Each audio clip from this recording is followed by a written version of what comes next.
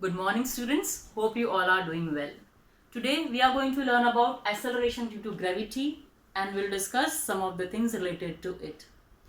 We know that the earth attracts every other body lying on its surface or near the surface of earth.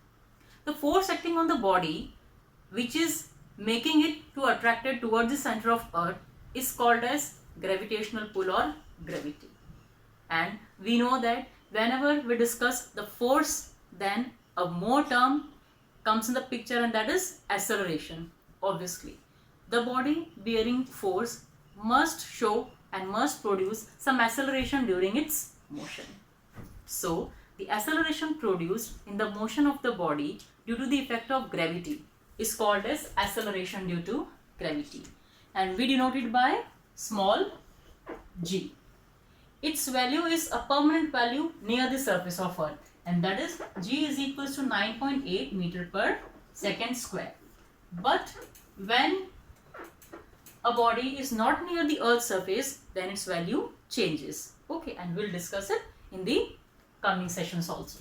Now we have value g equals to 9.8 meter per second square, and this is for acceleration due to gravity when a body is near the surface of earth. If we have to discuss dimensions for g, what can it be? Obviously, the dimensions of acceleration only, and dimensions for acceleration are m0 l t minus 2. And similarly, if you want to write SI unit, it will be meter per second square. Clear? Now let us derive expression for small g. Here, see. Suppose that this is the earth and this O point is the center of the earth. An object is being kept at point A. Mass of earth is say capital M and mass of that body is small m. If we want to write expression for gravitational force for these two bodies, then what can we write it? Yes, F is equals to G m by r square. If we write the distance between the two bodies is r. But in this case, we can notice that the distance from the center of the earth to the body is same as the radius of earth. So we can replace this small r by capital R. So we can have it F is equals to G m by r square. This is equation number 1. Okay. Now at this point, we have to discuss two more terms, that is mass and weight. Have you heard about these terms? If you know about these terms, then you must be knowing certain factors about it. Let us revise it once. What is mass? Mass is the amount of substance contained in a body. Okay, and we represent it by small m. But the weight, we call it, is something different. What is it?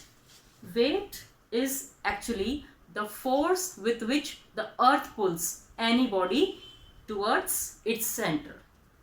Okay, so that is force and it is denoted by ma. If we talk about the earth's surface, this a will be replaced by g here. So what it will be? F is equals to mg. This mg is actually weight of body. Clear? You can write definition for mass, for weight also. Okay.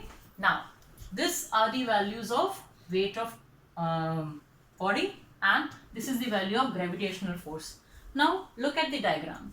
This gravitational force is also applying this way, okay? Because this is a smaller body, this is the bigger body. So, it will be this way, gravitational force. And next is the weight of body. It will be according to the law that it will act towards the center of the earth. So it will act in this direction, it will be this, so it will be mg in this direction. If you are talking about this F, gravitational force, and this weight of body, that is mg, what we notice here is the gravitational force and weight of body are actually the same.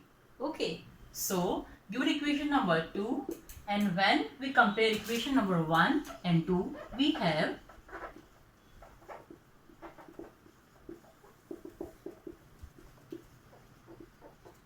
what we can write it as mg is equals to g m by r square. There are some terms that can be cancelled. What is it? M.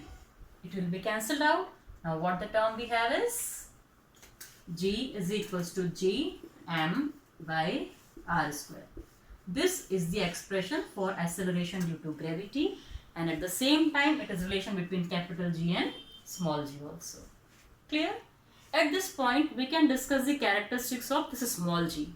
First and foremost characteristic that we see here from this equation is this g does not depend upon the mass of body. First characteristic. Second, it depends upon the mass of earth every time. Third characteristic, it depends upon the universal gravitational constant. Fourth characteristic, it depends upon the radius of earth.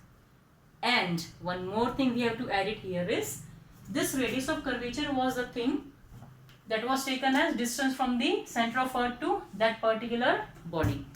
This r can change anytime. So this r can be written as, for the characteristic we can write it as, this small g depends upon radius of curvature as well as the distance of object from the center of earth. Clear? And as we are changing the value of this r, the distance of the object will be changed. So we are clear with the next characteristic, that is it is not constant in the whole universe. Next will be written as it can variate with altitude and depth. What is altitude and depth? Altitude means body can be somewhere here at some height from the earth's surface, okay, or at depth means inside the earth's surface somewhere here we can talk about, okay. So value of g dash, or we can say value of g, will be different when we are at a height and when we are at some depth inside the earth's surface. Last but not the least, it will be g is a vector quantity. How can we say that? Because it is acceleration related to force and it is acting towards the direction of center of earth. So here we are considering magnitude as well as direction. So g is a vector quantity. Okay. Now in this lecture we have learned about acceleration due to gravity, its expression and its characteristics. Okay. Learn this very properly. Bye bye.